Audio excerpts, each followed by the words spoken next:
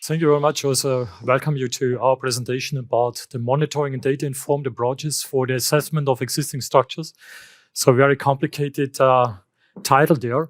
I must say this specific work origins from some Commission 3 and DG 3.3, where we also published or where a bulletin is on the way. And also from an Horizon project work, and of course also the work in the model code there.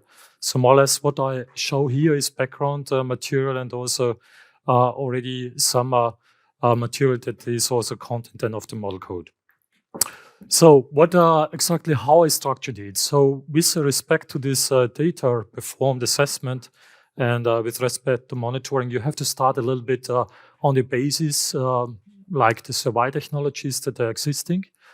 On another side, then how these survey technologies can be then used in order to say or define the performance indicators, data-informed performance indicators I mentioned.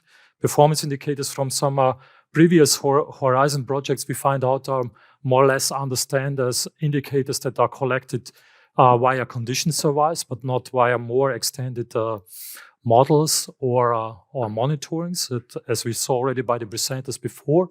And then finally, how such performance indicators can then be really included in data-informed assessment. So I wanted to show a little bit you this way that we just made there. So this picture here, you can find it in the model code. It is from Stewart, or for the group of Stewart. It shows a little bit this idea about the through-life monitoring and evaluation. You can see here it starts already in the design, under construction, with the birth certificate. Then we have some interventions with a rebirth certificate. And here in between there, we have this specific type of survey, through life monitoring, evaluation, and so on. And also this very often used term performance records and so on. So we were focusing here on that one, and not only on the condition, but also maybe also on some advanced technologies there. So what we did, and that was within the CSA project. First, we start here to collect all information. What is testing, maybe, or what is already. So in the CSA project, IMSAFE, where Agnieszka is the chair or the leader. We had here, in particular, a mandate to develop for the SAN document here some definitions, backgrounds, and so on. So you can see here what we did in the first step here. We said, okay, we exactly figure out what is understand now on the inspection. In the afternoon, in our following session, I will also present from the different countries what inspection procedures are used there, which documents are there, what is understand under testing, which documents are already there, what are the definitions, which destructive testing are there, non-destructive testing are there, also the new developments, old developments, how we can then maybe use such information for performance indicators, and then what we understand on the monitoring, on the structural health monitoring, permanent monitoring, and so on. So we tried a little bit to organize everything and to bring this in a line, and then also to provide the model code developments there with this information there. Yeah. So you can see also here such survey technologies you see here from very often you see also this structure here, non-destructive techniques, destructive techniques, physical methods, chemical methods, and of course then more or less advanced ones. So you see this is a very big field, and when you try to just put this in such a concept of performance, it's very somehow challenging. Yeah. What we did as next, we said, okay, we come up now with the performance indicators. We come up now what exactly for what we have to develop the performance indicators. That means we have to look up in particular on damages, on degradation mechanism.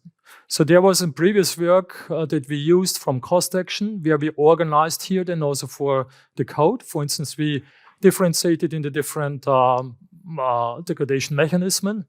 We also classified the defects. You can see here a little bit details about that.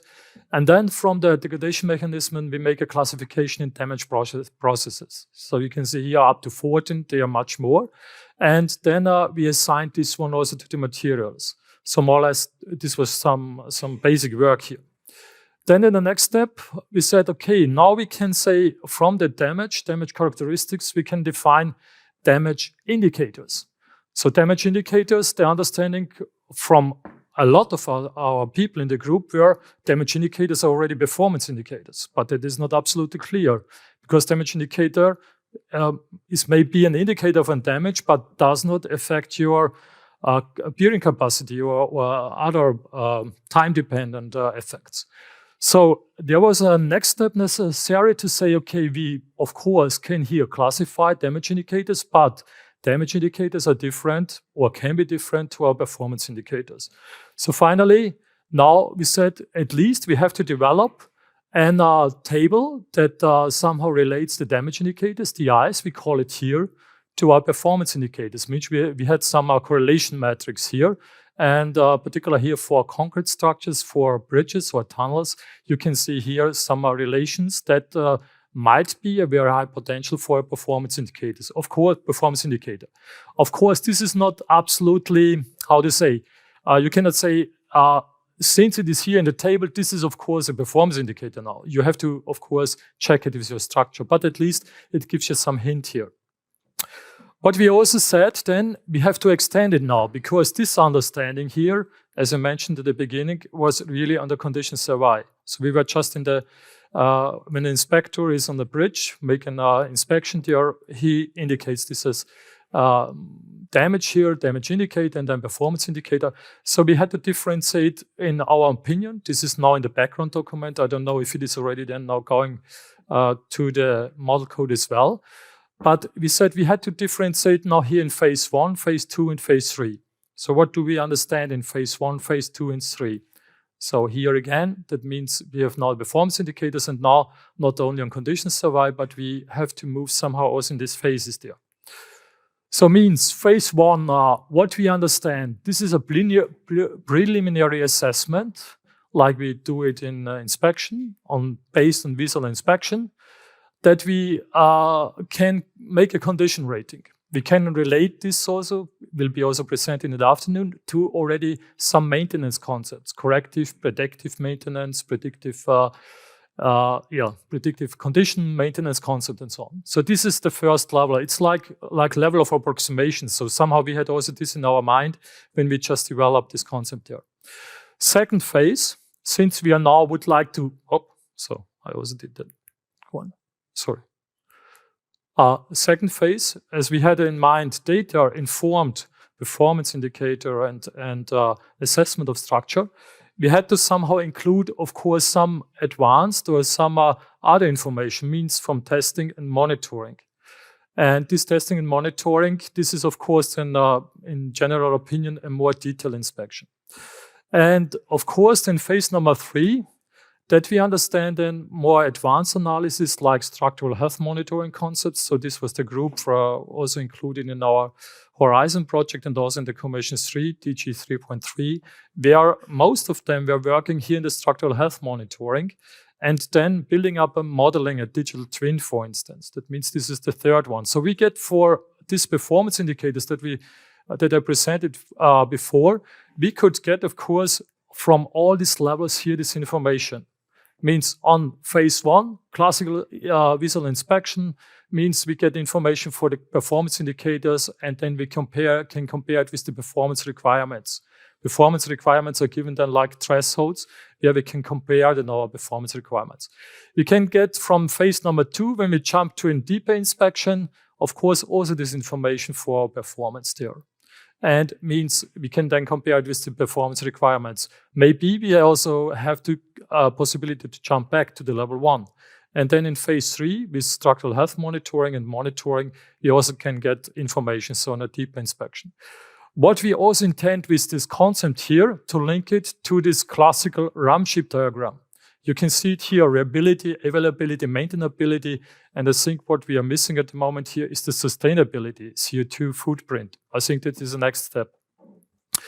Yeah. So, and what is now possible? We can link this one. So this was developed in Cost Action 1406, a quality control plan, exactly showing the way how you can, from your structure, from your component construction type, how you should extract your performance indicator, not only from visual inspection, but now also from monitoring, structural health monitoring, how you should report, and finally how you can then transfer this information on the reliability level or performance indicator level to this RAM sheet level, which is general use and management level of the structure. So what our intention was also here to show the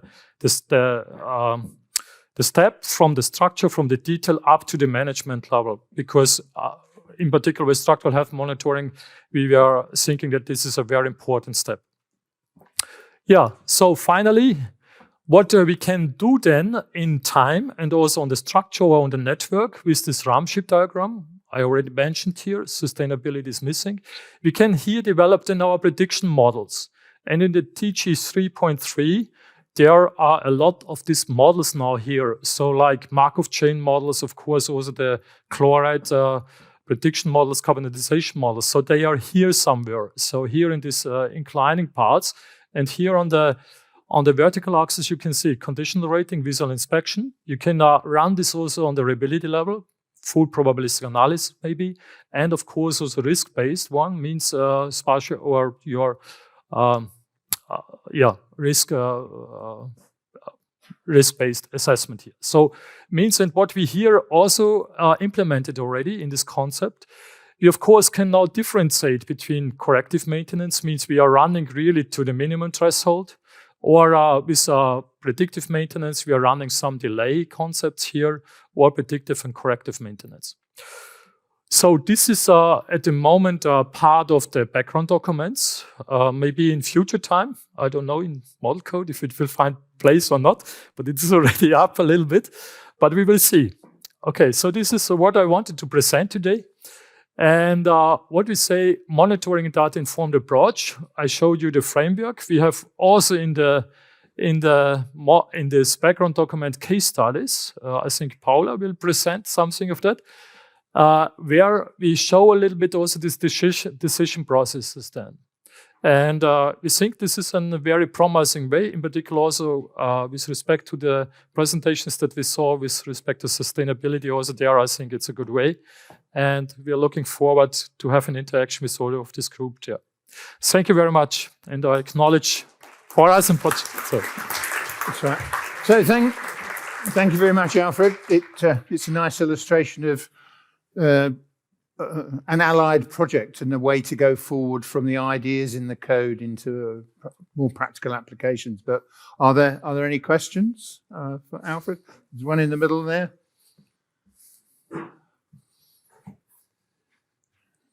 Giovanni, do you want to come up? Yes, I have. Oh, you're there. Again. Sorry, missed your move. Yeah, please. We see two very nice presentations. One from Joost about structure modeling of existing structures based on information we get from existing structure. And now we get another presentation from you about inspection and monitoring of the structure. And I was wondering, how are these two components linked in model code? That's a tricky one. I think it's your question. I think we've now got to the point where the code document's been merged, and we're seeing all the supporting documents beginning to emerge as well. So I think it's one of the steps that we have to take now is to see what's there. And this is part of the harmonization process of how we pull it together a bit better, because the code is at the moment, is an assembly of individual author groups' contributions. But yeah, there's more work to do. As I explained at the beginning, there are lots of, there's 4 stages of the output. So we're only coming up to output 2.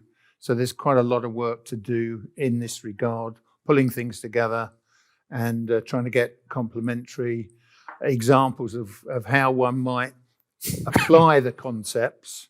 So that would be getting coherence with some of the supporting documents and getting the right tone and interaction with the code. So it's a work in progress, and maybe you can help. Yes. One more, or are we done? I think you're done. I think you're released. So thank you very much, Thank you Alfred. much too. Thank you.